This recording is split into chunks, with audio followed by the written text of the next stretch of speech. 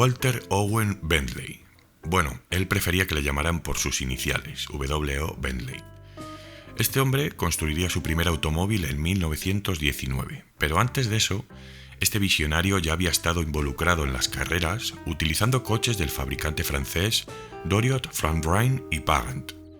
Y para darle un toque más picante a su historia, sería pionero en utilizar pistones forjados con nuevas aleaciones como el aluminio y el cobre.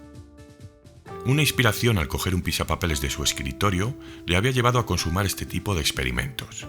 Después de eso, Bentley construiría su propio coche en 1919, como ya hemos dicho, y a raíz de ahí su insignia se convertiría en la más lujosa marca de coches británica.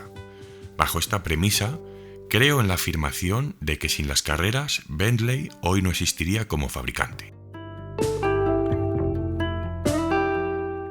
El personal responsable de las carreras surgiría nada menos que en la década de 1920 y se postularía como una encarnación fugaz de lo que hoy conocemos como un equipo oficial. Sin más demora, en sus inicios ya demostraron ser imparables en las pistas de carreras de Gran Bretaña y del norte de Europa. En el hipódromo de Brooklands, el 16 de mayo de 1921, el Bentley EXP2, construido a mano, cruzó la línea de meta rugiendo por delante de todos sus rivales. Sería el Junior Sprint Handicap la primera carrera competitiva que conquistaría un Bentley. Cuando llegó la hora de asaltar Le Mans, el propio Bentley se mostraba escéptico. Eran tiempos en los que la visión de un coche rodando a altas cargas durante 24 horas seguidas era casi una utopía. ¿Quién diría que en 1923, durante su primera participación en la SART, aquel Bentley de 3 litros quedaría en cuarto lugar? Y no solo eso, sino que además establecería un nuevo récord de vuelta. Los resultados fueron el mejor aliciente para concentrarse en esta carrera de resistencia. Al año siguiente, Bentley volvió y ganó. Marcó el comienzo de una década gloriosa en la que W.O. y sus pilotos, los Bentley Boys originales, iniciarían su dominio de Le Mans.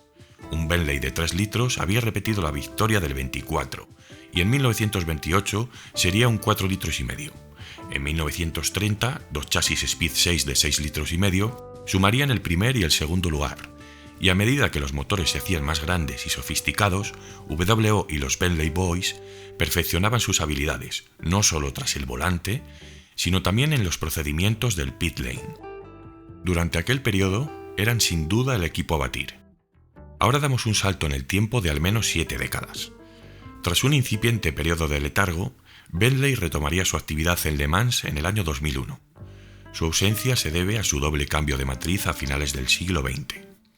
Tras el colapso financiero de Rolls-Royce por el desarrollo del motor a reacción RB211, la empresa fue nacionalizada por el gobierno británico y el llamado renacimiento de Bentley no vería la luz hasta 1998, cuando el grupo Volkswagen adquirió Rolls-Royce Motors Limited.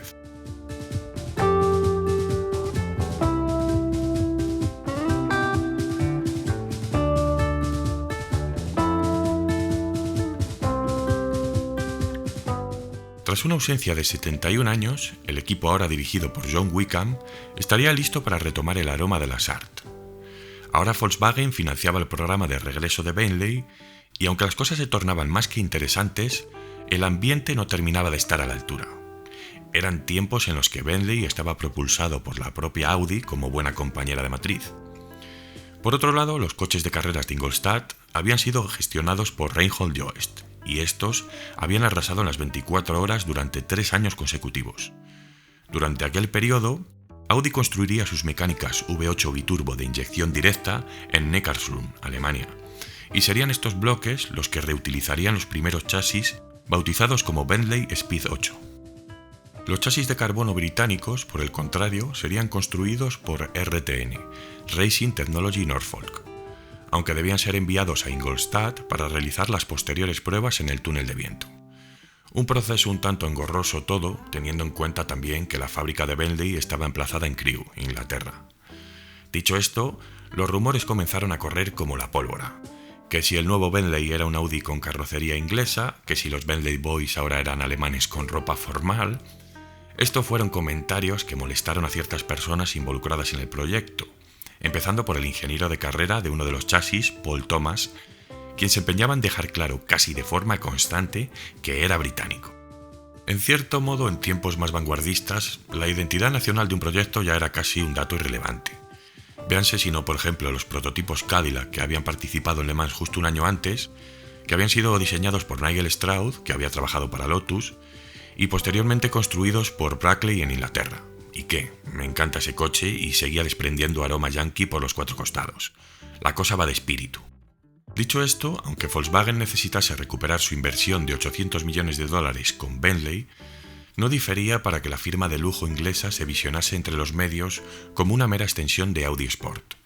Así lo confirmó el propio director de la firma de Crewe, Brian Gass. De este modo, en un sinfín de controversias, Bentley haría rodar dos nuevos chasis Speed 8 en Le Mans 2001 y, a pesar del intenso aguacero que aconteció, el primer chasis lograría ganar en su clase y un tercer puesto en la general.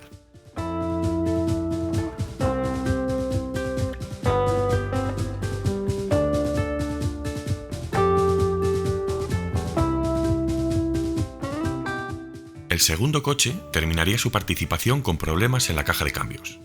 Andy Wallace, Eric Van de Poel y Baz Leisinger fueron responsables del podio absoluto, aunque a decir verdad, el Bentley sería el único coche de la categoría LMGTP para prototipos cerrados.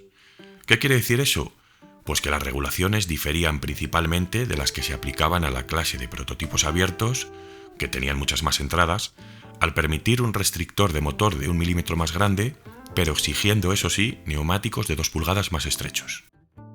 2002 sería un año equidistante, con una sola participación, esta vez con el chasis 002/6, y manteniendo el trío de pilotos ya mencionado anteriormente, los cuales seguían luciendo los clásicos monos verdes al estilo Bentley.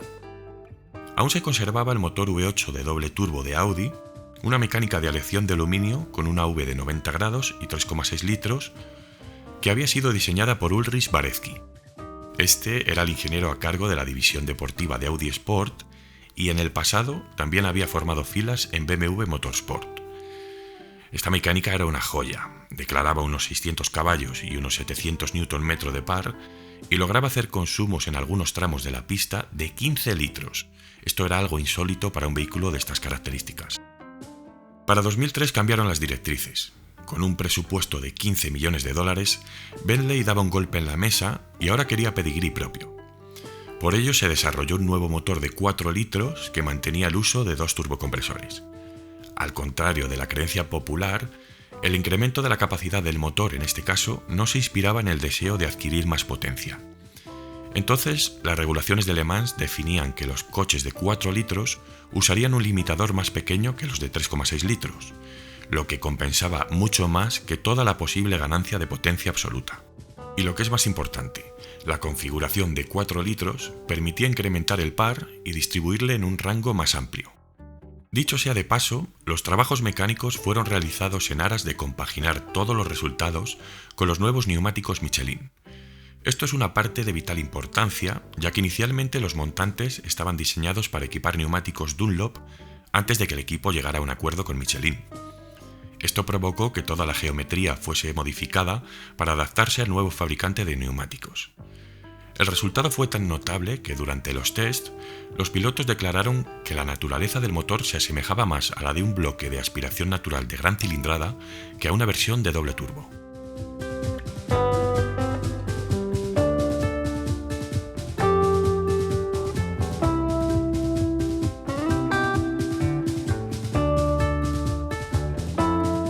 La caja de cambio semiautomática de 6 velocidades suministrada por Xtrac, que había sido utilizada el año anterior, funcionó sin problemas durante las pruebas, a pesar de las tensiones adicionales que le imponía la mayor capacidad del motor.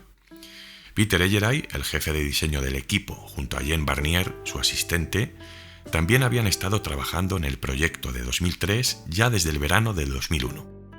La influencia principal en los nuevos cambios radicaba en el diseño de prototipos descapotables, particularmente en la gestión del aire que sale del difusor delantero y tratando de que todo ello funcionase en una carrocería coupé con puertas. El nuevo diseño del coche, que aunque a simple vista el ojo humano no lo diferenciase, era más ancho que sus hermanos de 2001 y 2002. Este nuevo chasis tenía una elaboración muy diferente a las versiones pretéritas, que estaban construidas en dos mitades, superior e inferior, mientras que la nueva factura conformaba una sola pieza mucho más resistente. Siendo más grande, además, mantenía el mismo peso que los vehículos anteriores. Como el equipo no disponía de túnel de viento propio, todas las operaciones pertinentes se realizaron en las instalaciones de la industria aeronáutica suiza en Emmen. En términos aerodinámicos, los coches pretéritos se veían limitados en su parte frontal. La versión de 2003, por el contrario, posibilitaba varias configuraciones en base a una mayor o menor resistencia, según conveniese. El apartado del bastidor también sufrió algunos cambios, con barras de torsión que ahora se implementaban también en la parte trasera, mientras que anteriormente solo se hizo en la delantera. Estas se asentaban de forma horizontal en la parte superior de la caja de cambios, con un ángulo de 30 grados desde la línea central del coche en su vista superior.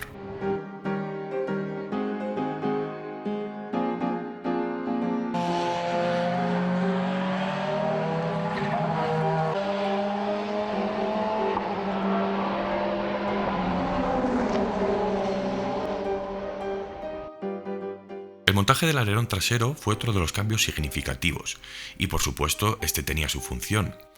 Montado ahora sobre una viga transversal, el mismo era unido a la parte trasera de la caja de cambios como un procedimiento similar al que reveló en su día el Lotus 79 de Fórmula 1.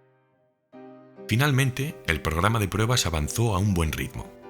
El otoño fue reservado especialmente para realizar unos intensivos test que evaluaban comparativamente los nuevos neumáticos Michelin y determinaban la mejor manera de explotar todo su rendimiento. No obstante, estas pruebas se llevaron a cabo con un Speed 8 con especificaciones de 2002 y a principios del año nuevo, el primero de los Speed 8 de 2003 saldría a rodar con éxito en Snetterton. Posteriormente, fue dirigido a los circuitos de Europa para un extenso programa de pruebas antes de su primera cita en Sebring. Aquel año, una nueva victoria absoluta en las 24 horas de Le Mans sumaría en la lista de Bentley. Los dos chasis 004/5 y 004/3 ocuparían la primera y la segunda posición, mientras que los pilotos de Audi subieron al podio por quinta vez consecutiva, tras aquel tercer lugar en su debut de 1999 y las 3 victorias del equipo oficial de Audi en los años 2000, 2001 y 2002. En 2019, para conmemorar el centenario de Bentley, la ciudad de Le Mans renombró una calle en honor a los Bentley Boys originales, que ganaron 5 carreras de 24 horas entre 1924 y 1930, y a sus sucesores, que llevaron los laureles en 2003. La calle ha sido nombrada como Rue de Bentley Boys.